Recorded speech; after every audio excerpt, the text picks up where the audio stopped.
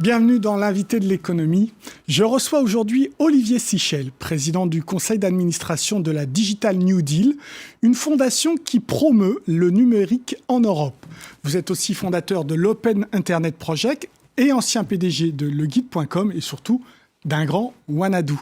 Présentez-nous rapidement cette fondation.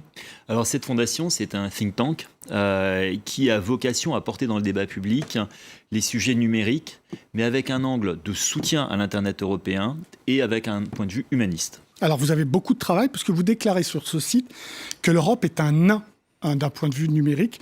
Vous parlez de 2% de capitalisation mondiale des entreprises de numérique. C'est rien. C'est rien du tout. L'Europe a malheureusement pris beaucoup de retard et c'est ce qui nous a inquiétés. Du point de vue des capitalisations d'entreprises, donc les entreprises les plus riches, on va trouver en premier lieu des entreprises américaines qui représentent près de 75% de la richesse des entreprises. Et même on régresse, c'est-à-dire que de 2007 à 2013, les entreprises américaines dans le numérique ont progressé de 50%, quand nous avons régressé de 16%. Ouais, vous dites que carrément le numérique en Europe, c'est un témoin passif de la révolution digitale. Vous parlez même de féodalisation économique de l'Europe. C'est des mots très très forts, quoi. C'est des mots très forts, mais quand vous regardez un petit peu ce qui se passe autour de nous, les grandes plateformes du web, par exemple le moteur de recherche, en Europe, c'est Google qui a 97% de part de marché. En Russie, c'est pas le cas, c'est Yandex. En Chine, c'est pas le cas, c'est Baidu. Le plus grand commerçant électronique en Europe, c'est Amazon. En Chine, c'est Alibaba. Et toutes les grandes plateformes sont américaines en Europe. Et quand vous prenez par exemple les 10 premiers sites dans la plupart des pays européens, vous allez souvent trouver Google, puis Facebook, puis YouTube, puis Google.com et assez rarement des sites européens. Donc on a voulu renverser la vapeur et faire en sorte que l'Europe revienne dans la course du numérique. Pourquoi ? Parce que tout devient numérique. On prend aujourd'hui juste un sujet comme les taxis. A priori, rien de moins numérique qu'un taxi. C'est un chauffeur dans une voiture, il va chercher de l'essence, il prend un voyageur. Et puis une plateforme numérique arrive comme Uber et ça devient un sujet numérique. Et demain, il y a la voiture connectée sans chauffeur. Donc ça devient du pur numérique. Absolument. Alors c'est quoi la solution ? Est-ce que vous avez cité la Chine qui a créé ces moteurs de recherche ? Est-ce que l'Europe doit créer ces grands industriels du numérique ? Je ne crois pas. Je ne crois pas que c'est la voie qu'on doit suivre. Je crois que l'Europe doit avant tout créer un cadre concurrentiel qui soit favorable et qui soit plus déloyal. Cadre concurrentiel, il faut que toutes les entreprises respectent les mêmes règles. D'abord, les règles de concurrence. Vous le savez, aujourd'hui, au niveau de la Commission européenne, il y a un grand procès contre Google en abus de position dominante. C'est quoi l'abus de position dominante ? C'est le fait que Google, avec 97% de part de marché, puisse mettre en avant YouTube à la place de Dailymotion, qui était un de nos champions. C'est le fait que Google, par exemple, mette en avant Google Maps systématiquement quand vous faites une recherche cartographique et pas Mappy. Donc ça, c'est un sujet. Puis un autre sujet qui est la fiscalité. Vous avez vu récemment, l'Europe a sanctionné Apple en leur demandant de rembourser les 13 milliards d'aides d'État perçues par l'Irlande. 13 milliards, c'est énorme. C'est 2800 € par Irlandais. Si ça s'appliquait à la France, ce serait 160 milliards. Vous vous rendez compte, 160 milliards, c'est l'ensemble des recettes de TVA. Donc, c'est des sujets importants. Puis, le troisième sujet, c'est les données personnelles. Vous vous souvenez peut-être que Google a été condamné parce qu'il ne respectait pas la loi CNIL sur les données personnelles. Or, tout le moteur de cette économie numérique, c'est les données personnelles. Donc, déjà, commençons par faire respecter les règles du jeu sur le territoire européen et on créera les conditions d'émergence. Quand bien même on respecte ce cadre, il n'y a pas de géant du numérique européen. Est-ce que l'Europe est condamnée à être toujours le continent qui va nourrir les tuyaux, notamment en données personnelles, mais qui n'aura pas ces tuyaux-là ? Alors, je ne le crois pas. Je pense que l'Europe peut avoir les conditions de faire émerger des géants européens à condition qu'elle mette en place une régulation. Le domaine où on voit que ça se passe plutôt bien, c'est les opérateurs de télécom. C'est un domaine que je connais plutôt bien et vous voyez qu'on a réussi à créer des groupes qui sont importants. SFR a racheté Suddenlink et Portugal Télécom à l'étranger. Free est un groupe concurrent. On l'a fait comment ? En installant une régulation qui était importante et qui a permis l'innovation, c'est l'arrivée des box, des prix bas dans le domaine de la DSL et des entreprises qui sont aujourd'hui les plus puissantes et qui arrivent à créer un écosystème. J'ai envie de dire... Oui, mais on n'a pas de Facebook, on n'a pas de Google, on n'a pas d'Amazon, etc. Comment on fait concrètement ? Alors, on a quand même l'émergence de nouvelles plateformes. J'ai envie de dire que l'Europe a réussi le plus difficile, qui est d'avoir une classe d'entrepreneurs qui fondent Blablacar, qui fondent Criteo. Mais ces entreprises, si on ne les soutient pas fortement, et surtout si on ne les met pas en disposition d'avoir les mêmes règles du jeu que leurs concurrents américains... C'est l'État. C'est l'État. Ouais. C'est l'État et c'est l'Europe. Parce que l'échelon pertinent, c'est l'échelon européen. Tout à fait. Mais si on ne crée pas un cadre favorable, ces entreprises, elles vont être rachetées, ou alors à un moment, elles seront cassées dans leur dynamique, comme Dailymotion a pu être à un moment cassé dans sa dynamique. Alors, vous nous avez présenté la map monde avec des Américains très forts, des Russes qui se défendent, des Chinois qui se défendent. Les autres régions du monde, l'Afrique, ils font comment ?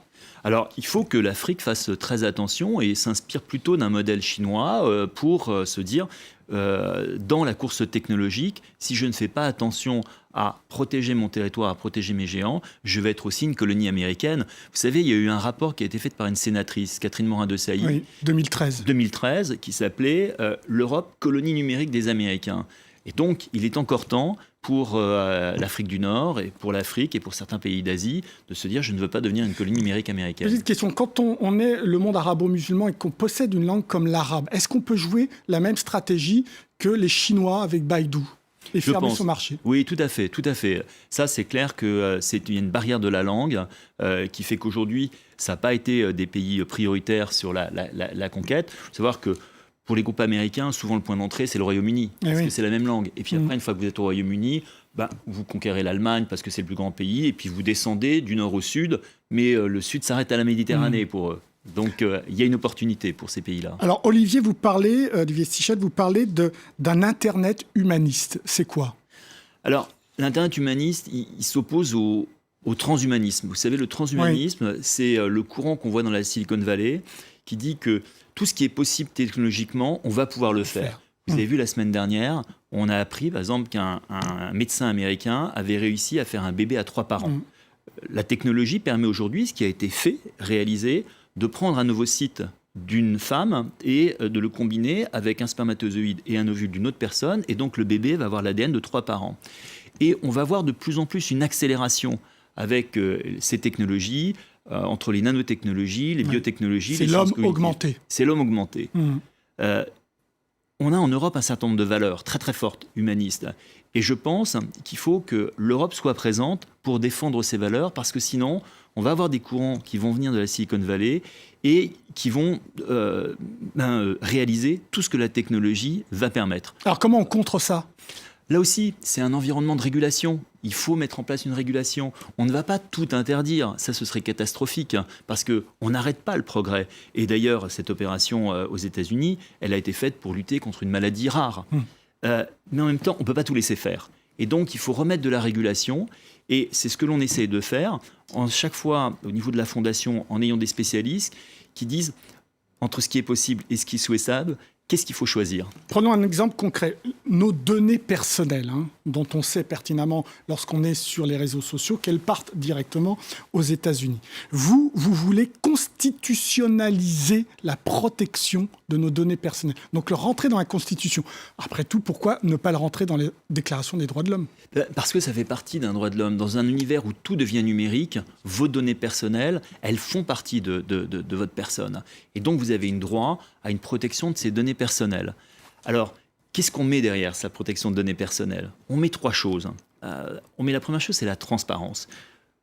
Souvent, vous ne savez pas ce que l'opérateur fait de vos données personnelles. Est-ce que vous savez, par exemple, que Google prélève 200 000 données de géolocalisation sur votre smartphone en 3 mois ? Et oui, c'est énorme. Donc, c'est énorme.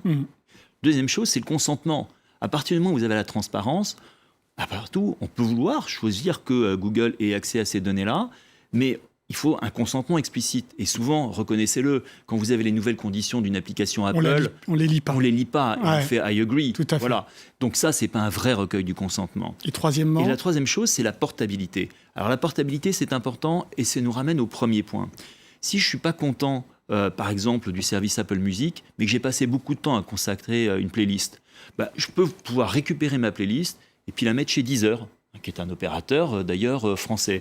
Ou si je ne suis pas content de Facebook, mais que j'ai mis beaucoup de temps toutes mes photos, je peux récupérer mes photos sur Facebook et les mettre sur une autre plateforme. Donc la portabilité, c'est quelque chose de très important. Sincèrement, Olivier Sichel, quand on voit le développement des Twitter, des Facebook, tout ça, c'est pas trop tard, ça ? Je pense que c'est pas trop tard. C'est pas trop tard. Souvenez-vous, pour avoir des sujets, je pense que les télécoms sont une bonne référence. Ce qui a vraiment permis la concurrence dans les mobiles, c'est la portabilité du numéro de téléphone mobile. À un moment, les gens disaient « je suis peut-être pas content de mon opérateur, mais c'est lui qui détient mon numéro de téléphone ». Et vous savez, les opérateurs disaient « ça va être très compliqué de réallouer le numéro de téléphone mobile ». Et puis la régulation, une autorité qui s'appelle l'ARCEP, a dit « moi, je vais faire en sorte que ce soit possible ». Et à partir de là, le marché est devenu plus fluide, il y a eu plus de concurrence, il y a eu plus d'innovation et les tarifs Sur la plus bas. protection des données, il y a eu le Safe Harbor. Ça n'a pas marché, ça a été attaqué devant les tribunaux européens. On a eu après le Privacy Shield, notre bouclier confidentialité. C'est la même chose, nos données elles partent exactement là où elles étaient avant. Oui, mais regardez, il y a des progrès. Le droit à l'oubli. Le droit à l'oubli, là aussi, on disait on ne sera jamais capable d'imposer à Google ce droit à l'oubli. Et puis l'Europe s'est mise en marche avec donc, la Cour européenne des droits de l'homme et on a réussi à imposer ce droit à l'oubli. Ce que vous voyez, vous, c'est que les États reprennent la main. Absolument. Et les États reprennent la main, pas sur un interventionnisme de vieille époque, c'est-à-dire l'idée de faire un concurrent de Google, parce que ça, on sait que ça ne marche pas, mais prennent la main pour créer un cadre où déjà on fasse respecter nos lois à tous les opérateurs qui viennent en Europe, et ils sont les bienvenus, du moment qu'ils respectent le droit de la concurrence, qu'ils paient leurs impôts normalement, et qu'ils respectent les droits d'informatique et liberté. Et ça permettra de faire émerger des concurrents. Je vous remercie beaucoup, Olivier Sichel. L'émission est terminée, mais vous pouvez la retrouver sur france24.com. En attendant, restez avec nous, car évidemment, l'information continue sur France 24. Au revoir.